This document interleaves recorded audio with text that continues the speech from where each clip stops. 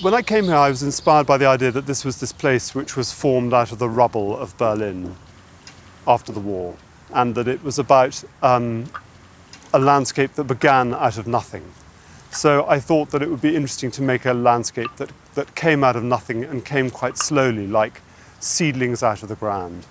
So that's why we started it last year, and it begins with sowing a meadow and then making a place to live in this meadow, as it were. So people come in here and they think, what is this about? And then maybe think, maybe this is not a bed, maybe this is a butcher's block, somewhere where you prepare meat or something like that. I just like the idea of sparking off the imagination by suggesting something which is not obvious, which is just a little obscure, but doesn't say this is what you must think, but it says please think. So here I think we're using plants to create the effect of sort of random, quite random beauty, and the kind of vegetation you have when an area is cleared because of some disaster or some event. It could be a glacier, it could be a war, it could be something, and then lots of things spring up.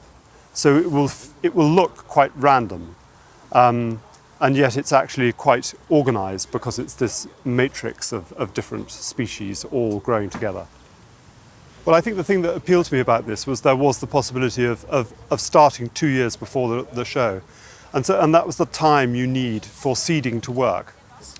I think inevitably, when you grow something from seed, and if you seed it at a particular time of year, some things do very well, some things don't do so very well. So looking at it today, there are some plants of which there are a lot, some plants are completely absent. They haven't emerged at all. But in fact, there are maybe in an area like this, there are maybe 60, 70 little seedlings in a square metre. So now we're making the layout for the paths in the garden.